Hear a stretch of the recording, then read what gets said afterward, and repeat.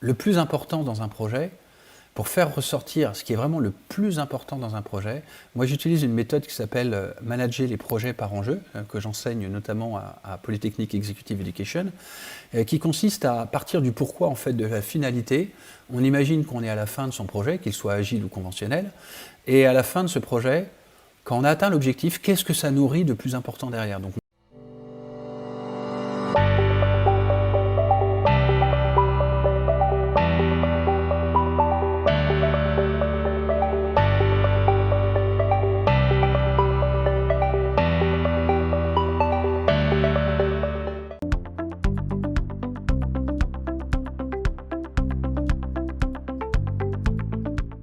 alors, premier outil, itération et Lean Startup.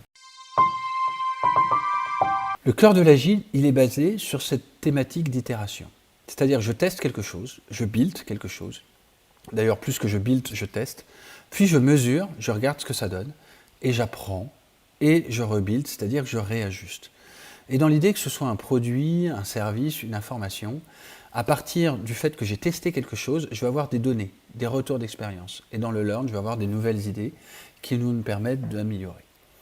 Donc déjà, revenons à la notion la plus importante qu'on retrouve pas seulement dans le Lean ou dans l'Agile, mais plutôt le Lean Startup, qui est pour moi une source d'inspiration au moins aussi importante que l'Agile pour comprendre le fonctionnement derrière l'itération et derrière le fonctionnement de l'Agile.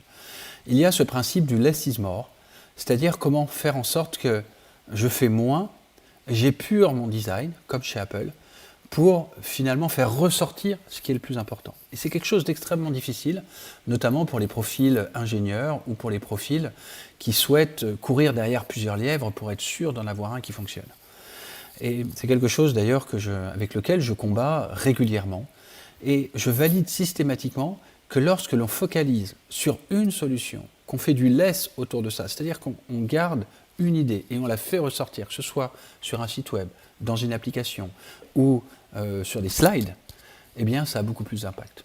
À titre d'exemple, le livre Simplissime, dans le domaine de la cuisine, je ne sais pas si vous le connaissez, ça a un succès très fort, ça a été décliné dans plein de cas particuliers. Pourquoi ça a eu un succès très fort? Parce que vous avez à droite une image qui vous donne envie, et à gauche la séquence extrêmement simplifiée de comment faire ce plat, de manière extrêmement didactique en fait.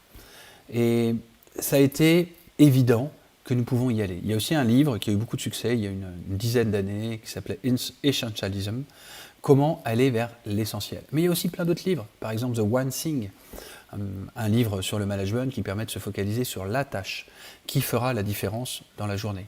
Un autre exemple que j'ai découvert il y a juste quelques mois et qui pour moi est vraiment important en termes d'application notamment du management visuel et de la déclinaison de la stratégie, c'est un best-seller qui s'appelle Les 4 disciplines de l'exécution, qui est vraiment très puissant. Et sa première discipline, donc il y a 4 disciplines à appliquer pour avoir des résultats, et la première discipline, c'est de se focaliser sur ce qu'ils appellent des WIG, Widely Important Goals, ou en français des objectifs extrêmement importants, mais c'est moins puissant que des objectifs wild, c'est-à-dire sauvages, extrêmement puissants pour nous. C'est la même notion. Plutôt que d'avoir 4 objectifs dans mon quotidien, dans ma semaine, je vais me focaliser sur un seul objectif, ou 2, maximum 3. Parce qu'on constate tous, et eux-mêmes l'ont validé, sur plusieurs années, que lorsqu'on se focalise sur 4 ou plus objectifs, et bien finalement, on en retient au maximum 2 ou 3 ou 1. Donc autant se focaliser dès le début sur le less is more. Une première question, c'est quoi mon less is more dans mes activités? C'est quoi mon less is more du point de vue de mes utilisateurs, de mes clients internes et de mes clients externes? Poursuivons cette réflexion. Concrètement, dans nos présentations, dans nos communications écrites et orales, dans nos emails, est-ce que nos emails sont synthétiques? Est-ce qu'on fait un executive summary avec du less is more ou est-ce qu'on détaille tout? Dans nos offres de produits et de services, qu'elles soient internes ou externes, dans notre CV par exemple, est-ce qu'il est extrêmement complexe ou est-ce qu'il va droit au but et qui fait ressortir ce qui est vraiment différenciant, ce qui n'est pas comme le même que les autres côtés? Le plus important dans un projet, pour faire ressortir ce qui est vraiment le plus important dans un projet, moi j'utilise une méthode qui s'appelle manager les projets par enjeu, que j'enseigne notamment à Polytechnic Executive Education, qui consiste à partir du pourquoi en fait de la finalité. On imagine qu'on est à la fin de son projet, qu'il soit agile ou conventionnel, et à la fin de ce projet, quand on a atteint l'objectif, qu'est-ce que ça nourrit de plus important derrière? Donc on part du pourquoi, de la finalité, on se pose plusieurs fois, quel va être l'état que le client va atteindre, pas juste le résultat, le livrable, mais dans quel état, dans quel mindset, dans quel vécu, dans quelle expérience va être le client. Et à partir de là, on peut remonter dans les jalons intermédiaires et partir des enjeux finaux et de remonter sur des jalons intermédiaires. Il y a un livre qui a été écrit à ce sujet qui s'appelle Manager par enjeu de Frédéric Touvard, qui avait lancé cette approche, sur lequel notamment je me suis inspiré pour reprendre ces formations à Polytechnique Executive Education.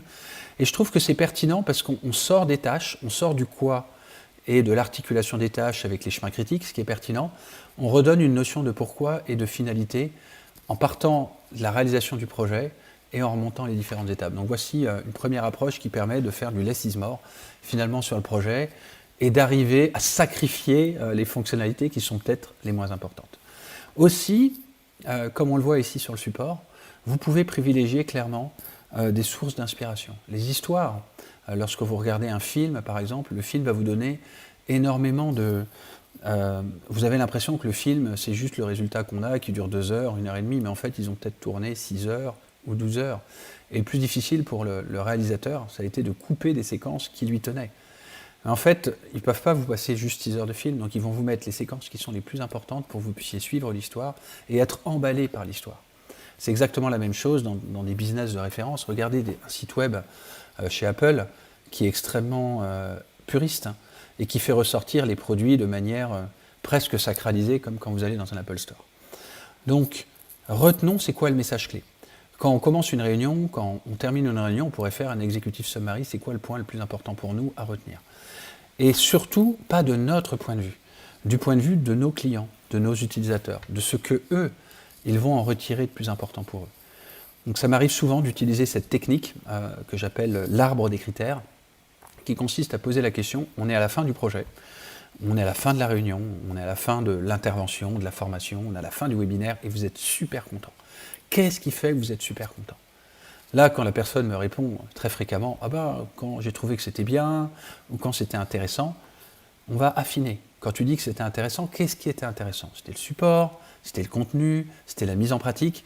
Et là, on va pouvoir progressivement affiner jusqu'à identifier, ah, mais ce qui est important pour toi, finalement, c'est la qualité du support, ou les idées que ça t'a permis de générer, ou le moyen dont tu peux le mettre en œuvre concrètement, que tu vas retenir et qui va faire la différence pour toi demain ou la semaine prochaine avec ton équipe. Donc ce type de questionnement est très efficace et très puissant et permet d'aller plus loin, et je le détaille notamment dans la partie talent et dans la partie Lean Six Sigma, puisque ça vient à l'origine d'une approche qui s'appelle l'arbre des CTQ du Lean Six Sigma. Si on poursuit, on a vu le less is more, mais pour pouvoir le faire de manière ajustée, on va se baser maintenant sur le Build, Measure, Learn, qui vient du Lean Startup d'Eric Ries, qui est vraiment un ouvrage de référence que je vous invite à regarder, du moins des synthèses du livre, qui reprend ce principe d'agilité qui a été fait aussi dans les années 2005-2010, qui a été une véritable référence, où il s'est dit, mais c'est pas possible, comment ça se fait qu'il y a plein de startups qui plantent, et il y a d'autres startups qui réussissent, parce qu'elles appliquent, on parlait beaucoup plus de Lean que d'Agile à l'époque, ces principes de Lean dans les startups. Comment ils le font? Ils font cette boucle de Build, Measure, Learn que j'ai déjà décrite. Et d'ailleurs, j'ai un super exemple, c'était Airbnb, quand ils ont commencé en Californie à faire, dans les années 2005-2010, à vendre justement la capacité à mettre son appartement en Airbnb ou son appartement, sa maison. Et bien en fait, ils avaient des difficultés à convaincre les premiers utilisateurs d'aller sur leur plateforme. Et ils sont allés voir à New York, aller rencontrer les premiers utilisateurs. Ils ont découvert que les difficultés qu'avaient les premiers utilisateurs, d'abord, les gens n'étaient pas à l'aise de dévoiler une forme d'intimité de leur appartement, mais surtout, ils ne savaient pas non plus prendre des photos de leur appartement pour le mettre en valeur. Donc, en étant au plus proche de leurs utilisateurs et de leurs clients, ils ont mesuré que la solution qu'ils avaient proposée à l'origine n'était pas la plus adéquate et la plus ajustée par rapport aux besoins des clients, et ils ont appris, et ils ont rajouté des fonctionnalités comme comment faire une photo ou proposer un service, d'avoir un photographe professionnel qui vient prendre des photos chez la personne. Cette boucle de Build, Measure, Learn, nous avons souvent l'oubli de le mettre en place parce que nous pensons que nous avons déjà assez fourni d'efforts et qu'il faut encore mettre la main à la pâte et que c'est sans fin. Mais en fait, on a l'impression, on a l'image, le fantasme que d'un seul coup, ça y est, c'est magique, on a le produit, on a le service, on a le client. C'est pas comme ça que ça marche. Il n'y a aucune réussite qui marche d'un seul coup. Ça marche par énormément en fait d'itérations progressives qui ont conduit au résultat. Et toutes les startups, mais aussi toutes les grosses entreprises, quand elles ont vendu un produit qui a eu de la réussite, c'est que ça a été énormément en fait, de micro-ajustements qui ont été faits dans la durée. Évidemment, il y a des moments où on célèbre parce qu'on a atteint des jalons importants, mais il faut aussi intégrer cette démarche d'amélioration continue qui est au cœur du Lean, de l'Agile, du Six Sigma et de l'excellence opérationnelle. Donc retenons cette idée de Build, Measure, Learn pour pouvoir l'appliquer concrètement. Et enfin, partons sur un MVP. MVP ou Minimum Viable Product. En d'autres termes, appliquer le less is more au produit. C'est-à-dire qu'est-ce qui est minimum pour que mon produit soit viable. Et c'est vraiment un challenge qui est très très fort. Parce qu'on a envie de rajouter des fonctionnalités qu'on veut ailleurs. Parce qu'on a vu des utilisateurs, des clients qui vont nous dire « Ah oui, mais j'ai besoin de ça, et puis si on avait ça, c'est super. » Oui, mais on n'a pas tous les moyens, et puis il y a des concurrents qui ont d'autres moyens. Et donc une des stratégies que moi-même j'applique, parce on est lancé dans une start-up depuis 3-4 ans de notre côté pour faire une application qui permet de dynamiser les réunions et les rendre vraiment efficaces et utiles. Et dans le cadre de cette start-up, un des critères qui nous permet d'établir les MVP, c'est que soit notre feature, notre fonctionnalité, elle est soit complémentaire aux solutions qui existent sur le marché, donc il y a énormément de solutions de tableau de bord, de pilotage, de suivi des tâches. Donc est-ce qu'on est complémentaire ou est-ce qu'on est concurrent? Si on est concurrent, on a très peu de chance, voire aucune chance face à eux, vu la taille et la puissance de frappe qu'ils ont. Et l'expérience aussi qu'ils ont acquise par rapport à nous, qui démarrons plutôt dans la partie start-up, en complément du conseil et de la formation et du coaching. Par contre, dès qu'on est complémentaire, là on sait que le produit, il va avoir de l'impact. Maintenant, quel est le minimum de ce produit qui va faire que c'est viable pour des premiers utilisateurs qui vont être prêts à payer pour ce produit-là et nous donner une première boucle de feedback pour passer au niveau du dessus. Si c'est le cas, on continue dans la même direction, sinon c'est le fameux pivot. Et le pivot, c'est pas à 3 degrés, 4 degrés, c'est parfois à 90 degrés, à 180 degrés. Et il y a parfois ce choix douloureux de se dire, je suis au milieu du gué, est-ce que je continue? Parce que j'ai passé tellement d'investissements sur ce produit, tellement de charges pour développer cette solution. Ou alors, est-ce que vraiment j'abandonne et je redémarre from scratch ailleurs? Souvent, ce qu'on constate chez les entrepreneurs, c'est que ceux qui persistent dans une direction mièvre, c'est-à-dire moyenne, tiède, sans oser aller vraiment changer de pivot parce qu'ils ont commencé à prendre conscience que le marché de toute façon ne marcherait pas, ils perdent plus que ceux qui osent fondamentalement pivoter. Certes, ils ont perdu des jours de spécification, d'écoute client, de développement, mais ils vont gagner une rapidité parce qu'ils ont développé de l'expérience par rapport au développement de leurs produits et de leurs solutions. J'aime beaucoup aussi cette phrase, je crois, de Jeff Bezos qui disait « Sur 100 idées, il y a 90% d'idées qui sont vraiment inadaptées, 9% qui sont moyennes et 1% qui sont des génies ». À l'exemple du one-click button d'Amazon qui a fait vraiment son succès, avec cette couleur orange, on clique dessus, c'est presque addictif. Ça a été en fait par du test and learn, du build, measure and learn, successif jusqu'à ce qu'ils y arrivent. C'est pas tombé du ciel du premier coup. Ils ont dû énormément le travailler, l'ajuster sur la couleur, pratiquer énormément de tests pour que ce soit robuste et fiable, notamment financièrement et juridiquement. En conclusion, sur cette première dimension d'itération, c'est quoi en fait l'itération? Il y a 3 déclinaisons ou 3 critères, 3 paramètres dans l'itération.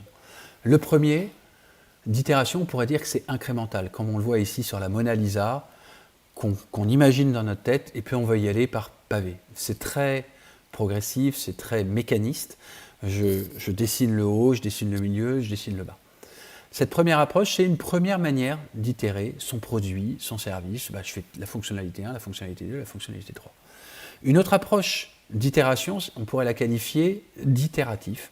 C'est-à-dire qu'on va faire des coches successives ou des couches successives progressivement qui vont s'intégrer les unes par rapport aux autres. Alors là, c'est intéressant de voir que cette approche-là, elle est plus systémique. C'est-à-dire qu'on sait déjà quelle va être l'image globale qu'on va vouloir faire et on va y aller d'abord par contour, par couleur générique et par couleur globale.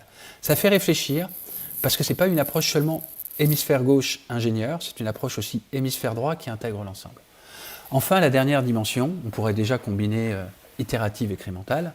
La dernière dimension, c'est celle en fait de la dimension agile, c'est celle qui intègre les 3. C'est-à-dire l'incrémental, l'itératif, mais aussi l'adaptatif. C'est pas parce que j'ai avancé avec couches successives que je vais m'arrêter. Je peux changer. je peux être adaptable, je peux être flexible, je peux être agile. Et là, je suis plus dans le pourquoi. Je peux pivoter à tout moment et avoir un résultat qui n'est pas forcément le plus beau comme on le voit sur l'image, mais un résultat qui est beaucoup plus en fait ajusté par rapport au besoin. Voici l'exercice que je vous propose.